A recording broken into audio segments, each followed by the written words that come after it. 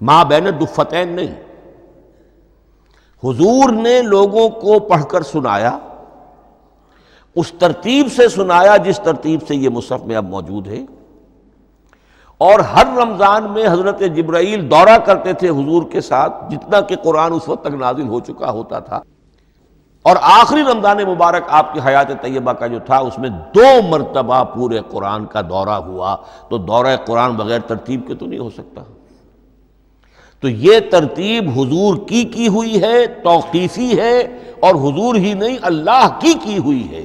یہی ترتیب لوح محفوظ میں، کتاب مکنون میں اور ام الکتاب میں ہے، اور یہ ترتیب حضور دے کر گئے ہیں صحابہ کرام کو۔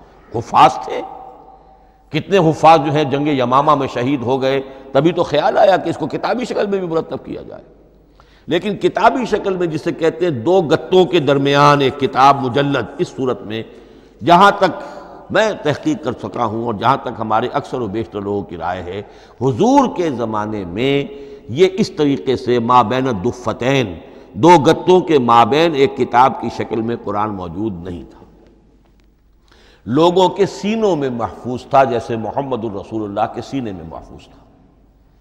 ان علینا جمعہ، وہ جمع حضور کے سینے میں کیا اللہ نے۔ اسی طرح پھر صحابہ کرام بے شمار جو حفاظ تھے ان کے سینوں میں محفوظ تھا۔ دوسرا مرحلہ کب آیا؟ جب حضرت ابوبکر صدیق کے عہد خلافت میں جنگ یمامہ میں بہت سے حفاظ شہید ہو گئے۔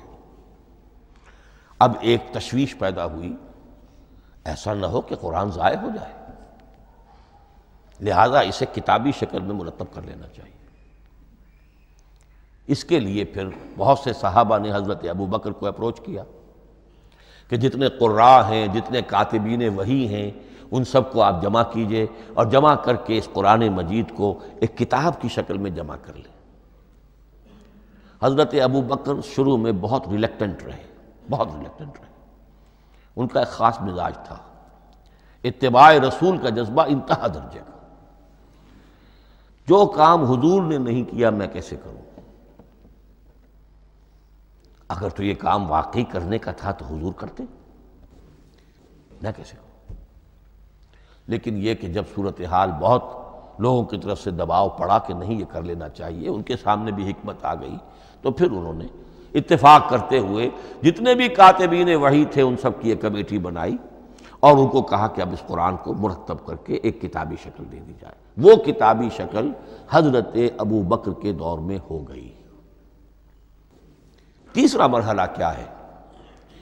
یہ کتابی شکل میں جب قرآن مجید آ گیا، اور شروع میں یہ اجازت تھی کہ ہر قبیلے، ہر علاقے کے لوگ اپنے لہجے میں پڑھ لیں۔ اب پنجابی ہمارا مسلمان جو ہے وہ چاقو کو کاچو کہے گا، تو وہ لکھے ہوئے کو بھی چاقو کو کاچو پڑھ کے نکلے جائے گا۔ تو مختلف لہجوں میں ہونے سے وہ ان کا جو ہے قرآن مجید بدل رہا تھا، کوئی کسی طرح پڑھ رہا ہے، کوئی کس طرح پڑھ رہا ہے۔ اب اس کی تشویش ہوئی حضرت عثمان کے زمانے میں، جب دور بہت پھیل گیا، اسلام کا دائرہ، دارالاسلام کی وسعت بہت ہو گئی، کہ اس طرح اگر یہ لوگ پڑھیں گے اور اپنے اپنے لہجے کی وجہ سے اب اس لہجے میں شکل بدل بھی جاتی ہے لفظ کی۔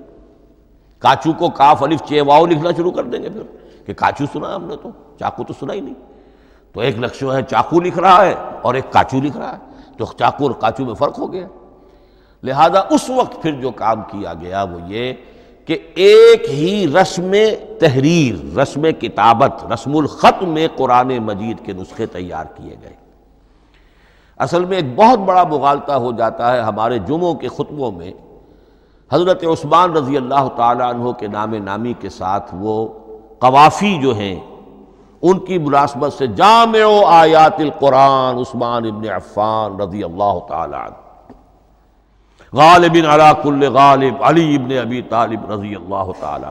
اب یہ جو جوڑتے ہیں قافیے، تو حضرت عثمان کے نام کے ساتھ یہ قافیہ جوڑ دیا، اس سے لوگوں کو مغالطہ بھی ہوا اور دشمنوں نے ایکسپلائٹ کیا کہ اس کا مطلب یہ ہے کہ قرآن تو جمع ہوا ہے حضرت عثمان کے زمانے میں، اور حضرت عثمان کے زمانے میں اور حضور کے زمانے میں کم و بیش 15 سال کا فصل تو ہو چکا، گویا کہ قرآن مرتب ہی ہوا ہے حضور کے انتقال کے 15 برس بعد۔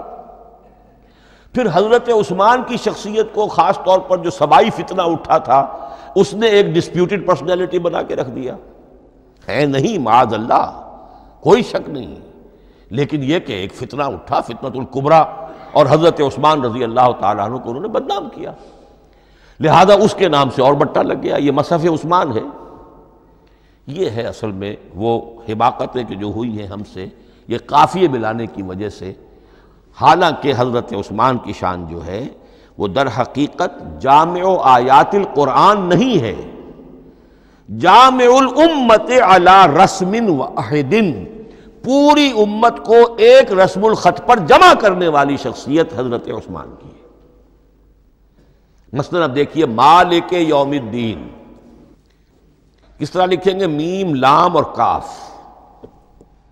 میم الف اور لام اور کاف لکھیں گے آپ، یہ غلط ہو جائے گا، میم پر کھڑا زبر ہوگا اور اس کو مالک پڑھیں گے، میم پر اگر کھڑا زبر نہیں ہے پڑا زبر ہے تو ملک پڑھیں گے، اور قراتوں میں یہ دونوں موجود ہے، ملک یوم الدین بھی ہے اور مالک یوم الدین بھی ہے۔ اگر آپ نے میم الف لکھ دیا ایک قرات نکل گئی، اب وہ اس میں آ ہی نہیں سکتی، وہ تو مالک ہی پڑھا جائے گا۔ یہ زیر زبر بھی جو لگے ہیں قرآن مجید میں، یہ بھی حجاج ابن یوسف کے زمانے میں لگے، اس سے پہلے نہیں تھے۔ اور یہ رموز و اوقاف، یہ آیتوں کے نشان اور یہ وقفہ بیچ میں، یہ بھی حجاج ابن یوسف کے زمانے کی چیزیں ہیں، ورنہ عربوں کے لیے تو ان کی اپنی زبان تھی، انہیں ان چیزوں کی ضرورت ہی نہیں تھی۔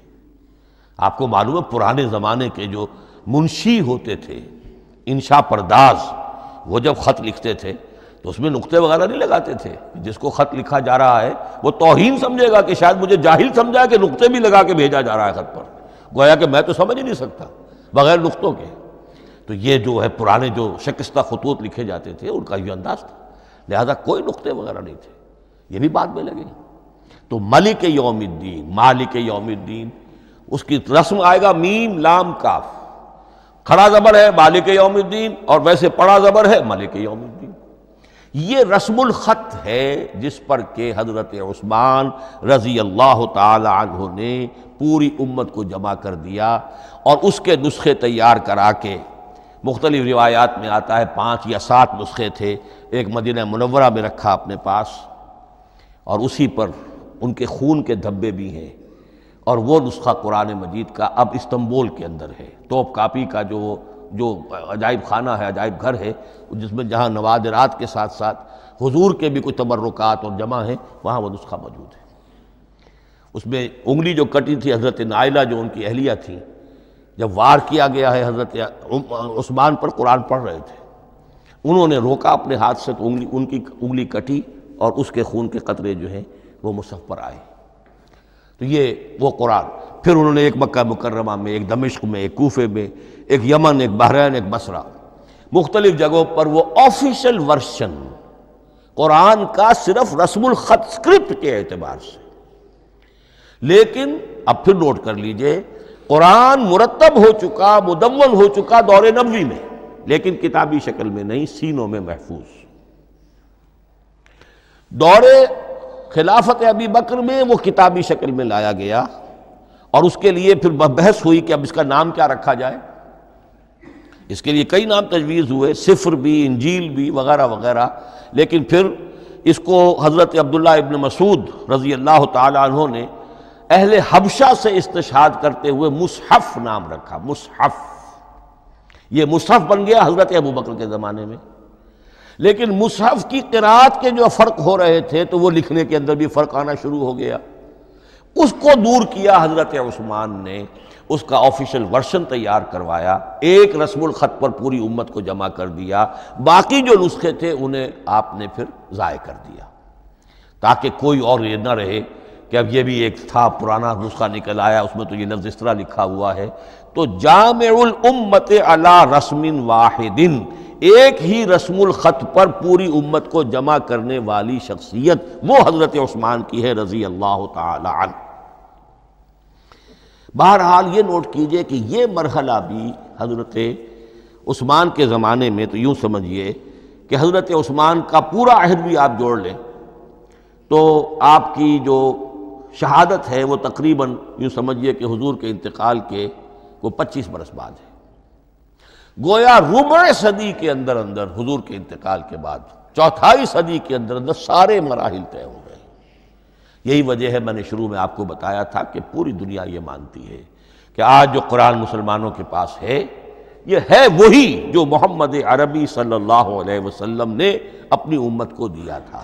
یہ دوسری بات ہے کہ ہم سمجھتے ہیں کہ محمد عربی صلی اللہ علیہ وسلم کو یہ اللہ کے کلام کی صورت میں حضرت جبرائیل نے پہنچایا تھا، وہ اس کو نہیں مانتے، لیکن یہ حصہ اس کا ماننے پر مجبور ہیں کہ وہ اصل قرآن اپنی اسی انٹیگریٹی کے ساتھ، اپنے پوری پیور، اس کا جو بھی ہے ٹیکسٹ پیور ہے اور اس کی انٹیگریٹی میں کوئی شک و شبہ کی گنجائش نہیں ہے کہ یہ وہی شے ہے جو محمد نے اپنی امت کو عطا فرمائی تھی صلی اللہ علیہ وسلم۔ ایک آخری بات چل میرے پاس 3 منٹ ہیں، یہ جو میں نے آپ کو ترتیب بتائی تھی قرآن کی، آیتیں، سورتیں، پھر حزب، اب اس میں ایک شے نوٹ کر لیجئے۔ آیت اللہ تعالیٰ کے علم و حکمت کا ایک نمونہ ہے۔ آیتوں کو جوڑ کر جب سورت بنائی تو آیتوں کے اندر جو ربط ہے، اس ربط آیات سے ایک اور معنی، ایک اور حکمت کا دروازہ کھلتا ہے۔ جیسے موتی ہے، ہر موتی بڑا خوبصورت ہے، لیکن جس ترتیب سے آپ نے پرویا، اس کو دھاگے میں ہار بنایا، اس ترتیب سے اس کا حسن دوبالا ہو جائے گا۔ ہر موتی کا اپنی جگہ پر ایک حسن ہے، لیکن اس ترتیب کی وجہ سے اس کے حسن کا ایک اور پہلو ظاہر ہوگا۔ اسی طرح قرآن مجید کی صورتوں میں ربط آیات بہت اہم ہے۔ ایک مرکزی مضمون ہوتا ہے ہر صورت کا، مرکزی مضمون، عمود، اور اس کے گرد وہ ساری آیتیں اس طریقے سے گھوم رہی ہوتی ہیں، جڑی ہوئی ہوتی ہیں، جیسے کہ ایک دھاگے کے اندر پروئے ہوئے موتی ہوتے ہیں کہ جس کی جو ہار کی شکل اختیار کرتے ہیں۔ دوسری بات یہ، اکثر و بیشتر صورتیں قرآن مجید میں جوڑوں کی شکل میں ہیں۔ ایک مضمون کا ایک پہلو اس جوڑے کے ایک فرد میں، اور دوسرا پہلو اسی کا دوسرے فرد میں۔ جیسے معوذتین، 2 صورتیں ہیں، مضمون ایک یہ تعوذ، معوذتین۔ الزہراوین، سورہ بقرہ، سورہ آل عمران کو کہا گیا الزہراوین، حضور نے فرمایا 2 نہایت تابناک صورتیں، بڑی روشن صورتیں۔ جیسے آپ دیکھیں گے یا ایھا المدثر یا ایھا المزمل قم اللیل الا قلیلا یا ایھا المدثر قم فانذر، ایک ہی طرح کا اٹھان ہے، حضور سے خطاب ہو رہا ہے۔ سورۃ الضحیٰ، سورۃ الانشراح، یہ تمام جوڑوں کی شکل میں۔ اسی طرح سورہ طلاق، سورہ تحریم، یا ایھا النبی اذا طلقتم النساء فطلقوہن لعدتہن یا ایھا النبی لم تحرم ما احل اللہ لک تبتغی مرضات ازواجک۔ شوہر اور بیوی کے درمیان تعلق یا تو اتنا گہرا ہو جاتا ہے کہ ایک دوسرے کے لحاظ میں وہ حدود خداوندی ٹوٹنے لگے، بیوی کی وجہ سے آپ نے کسی حرام شے کو حلال کر لیا یا حلال کو حرام کر لیا، بیوی کو ناپسند ہے وہ شے، تو حضور سے ذرا سا یہ ہو گیا تھا معاملہ۔ اپنی ازواج مطہرات حضرت عائشہ اور حضرت حفصہ رضی اللہ تعالیٰ عنہما، ان دونوں کی رضا جوئی کے لیے وہ خاص قسم کا شہد ہے، قسم کھا لی آپ نے کہ میں اسے استعمال نہیں کروں گا۔ لما تحرم ما احل اللہ لک، اے نبی آپ کیوں حرام کرتے ہیں اپنے اوپر وہ شے جو اللہ نے آپ کے لیے حلال کی ہے؟ تبتغی مرضات ازواجک، اپنی بیویوں کی رضا جوئی میں۔ یہ ایک انتہا ہوئی۔ دوسری انتہا کیا ہے؟ میاں اور بیوی میں اتنا بودھ ہو جائے کہ طلاق تک نوبت آ جائے۔ تو سورۃ التحریم ایک انتہا کو بیان کر رہی ہے، سورہ طلاق اگلی اس کے ساتھ جڑی ہوئی وہ دوسری انتہا کو بیان کر رہی ہے۔ سورہ صف حضور کے مقصد بعثت کو بیان کر رہی ہے، سورہ جمعہ آپ کے طریقہ کار کو بیان کر رہی ہے۔ اس طرح قرآن مجید کی اکثر و بیشتر صورتیں جو ہیں وہ جوڑوں کی شکل میں ہیں۔ میرا خیال یہ ہے کہ وقت ختم ہو گیا ہے، اس مضمون کا تھوڑا سا حصہ باقی ہے، وہ انشاءاللہ میں اب اگلی نشست میں لوں گا۔ بارک اللہ لی ولکم فی القرآن العظیم ونفعنی وإیاکم بالآیات والذکر الحکیم۔